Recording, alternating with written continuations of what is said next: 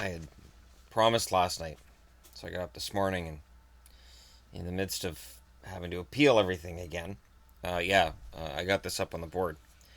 Again, I could probably just load up a page on my browser and just show you guys and go, here you go. But the Sedins, because I have followed the Canucks their whole careers, there's something more to this than I think just a page online or looking at their stats can show you. So I'm going to go through that. Now, they're drafted in 1999 in a brilliant move by Brian Burke to avoid Patrick Steffen and come out with both Sedin twins. And to this day, how that trade comes down and how the Canucks walked away with numbers 2 and 3 draft picks that year, I still don't understand, because there's no way they gave up enough to get that. There's no way, I don't think there's any way that would happen today. If these guys were coming up to, there's no way that any GM could have wrangled both draft picks. Bad draft or not, I just can't see it. In their first year, I went through this with Henrik last year when he hit his 1,000 points. We're looking at Daniel. His first year, Daniel gets 20 goals and 34 points, and it was obvious from day one, Daniel would be the goal scorer, Henrik would be the passer. The interesting thing is, really, Daniel's been almost as much of a passer as Henrik. They have virtually identical, not just looks, but skill sets. The only reason Henrik hasn't scored as many goals as Daniel is because Henrik doesn't shoot as often. Henrik always looks to pass. 0-1-0-2, 79 games, 9 goals, 23 assists, 32 points. Which leads me into, that's the 03-04 book. Let's look at 02-03. There's a youthful looking Sedin brothers right there.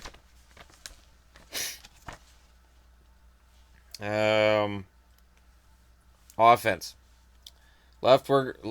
This is funny. Since they already possess two of the league's best wingers, they're talking about Naslund and Bertuzzi. The Canucks will be looking for Sedin twins and Jan Hlavac to improve dramatically on their 0-1-0-2 totals. Left winger Daniel Sedin especially must demonstrate that his dismal sophomore season was related to his back surgery in the summer of 2001 and not his ability or drive. With Castles gone, that's Andrew Castles, center Henrik Sedin will see more power play time. Ditto for left winger Hlavac, a talent who all but disappeared down the stretch and in the playoffs when the going got tough.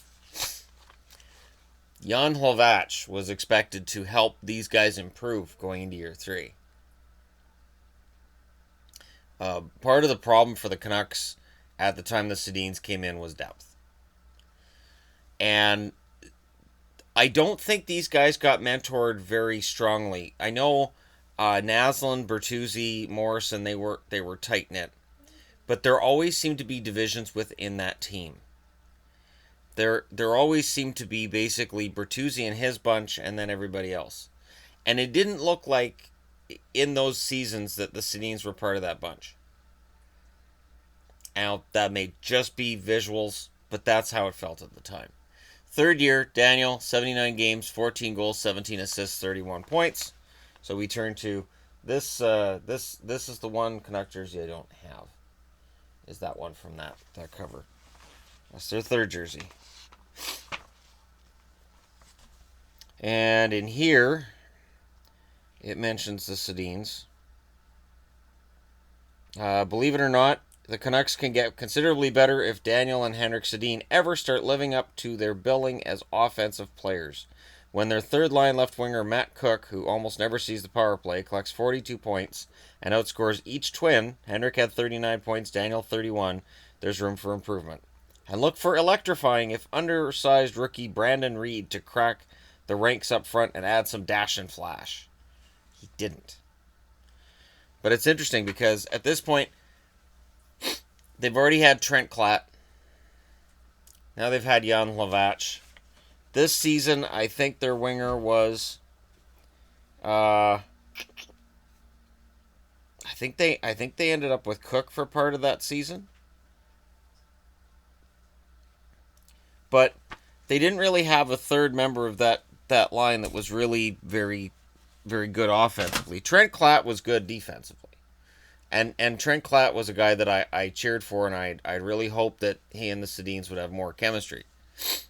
But somehow in 03-04, despite the fact that the team was still not giving them a lot to work with, 82 games, 18 goals, 36 assists, 54 points.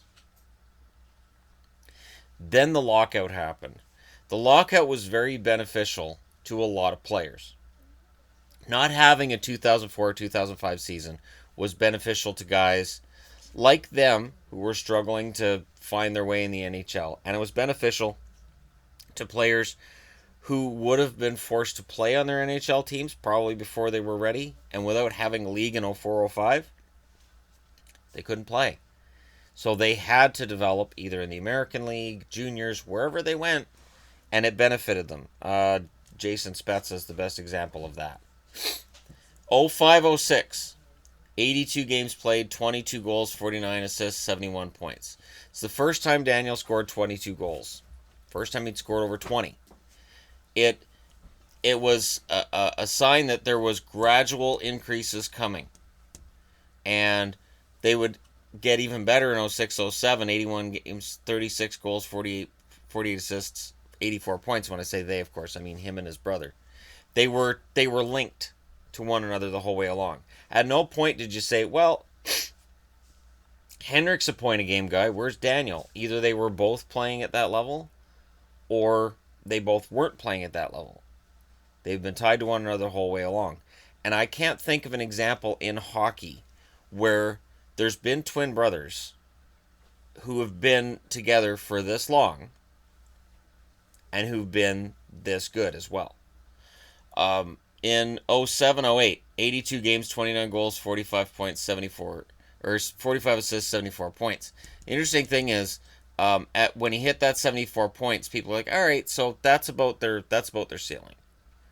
For the Sedins, you might get 80 points out of them. You'll probably get 70. Just take it and move along. In 08-09, 82 games, 31 goals, 51 assists, 82 points. So again, yeah, about point a game. That's it.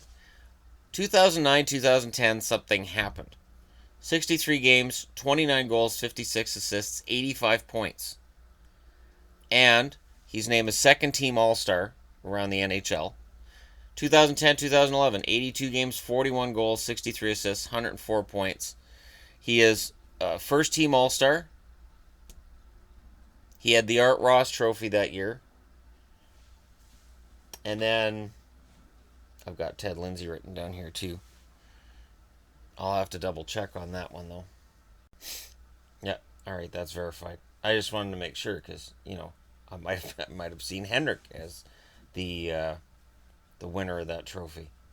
So that's voted on by members of the NHLPA. So for the NHL Players Association, he not only was the best scorer in the league, he was the best player in the league.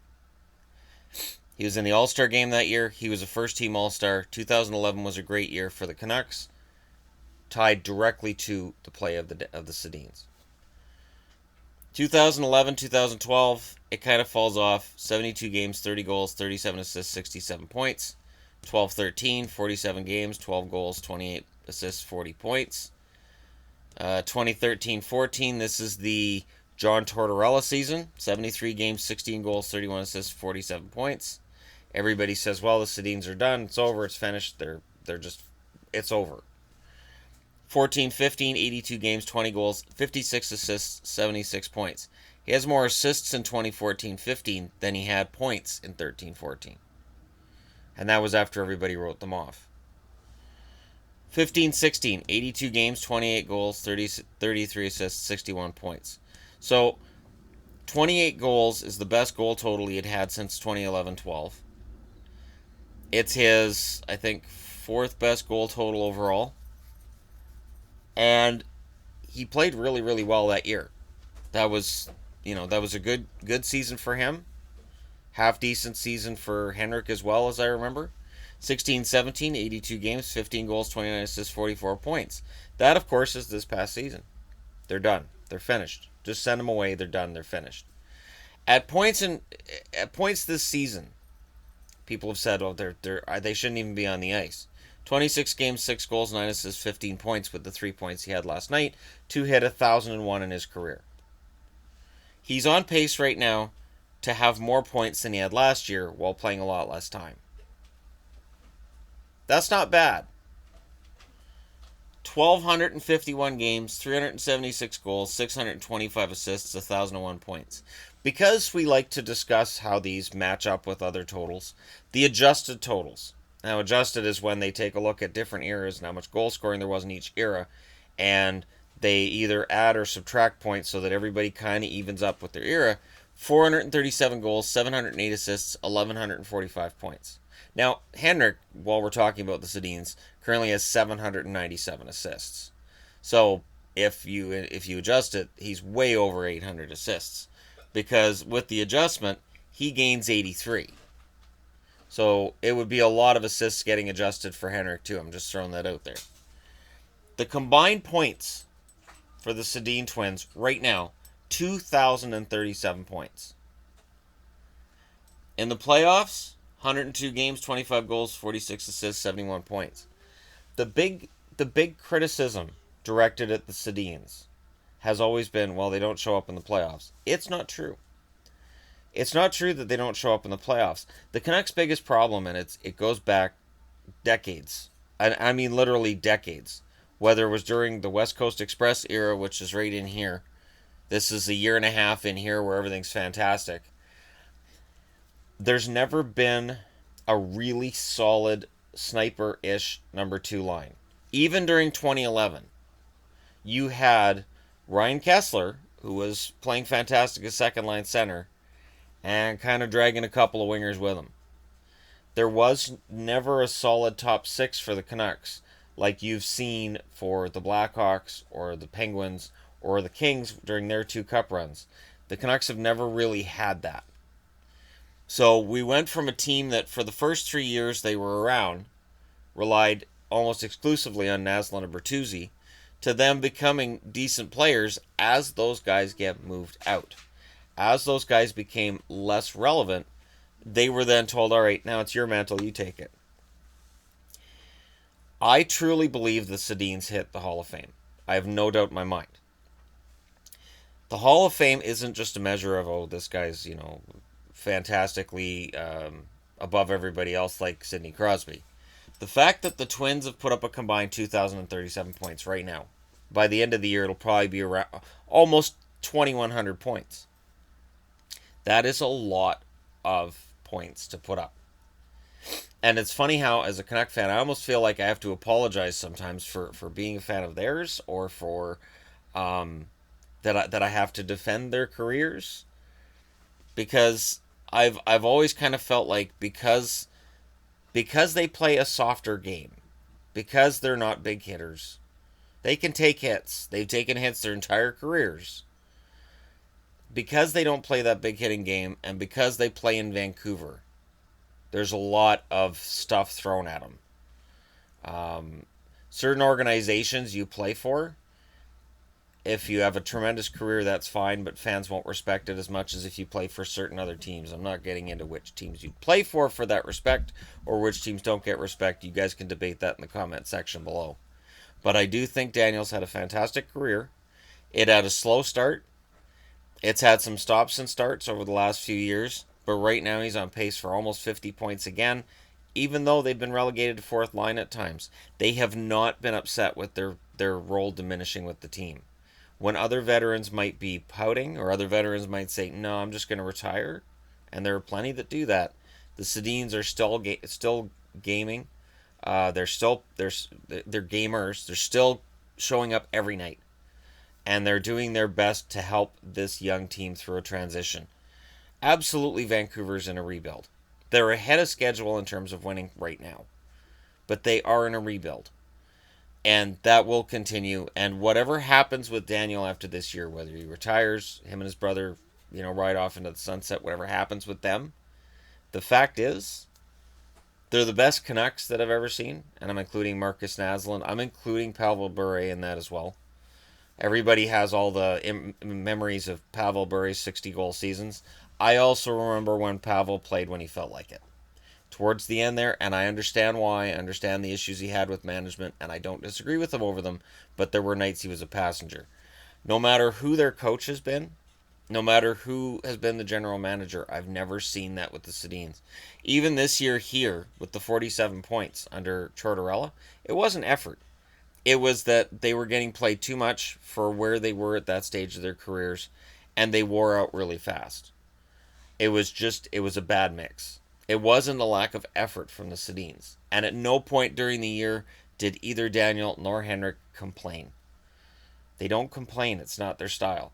Even when they're getting run over, even when there's issues going on with them in the playoffs where they're getting targeted by teams, I've never heard them complain. I mean Brian Burke famously complained about the Sedins getting run over, and everybody had a good laugh at that.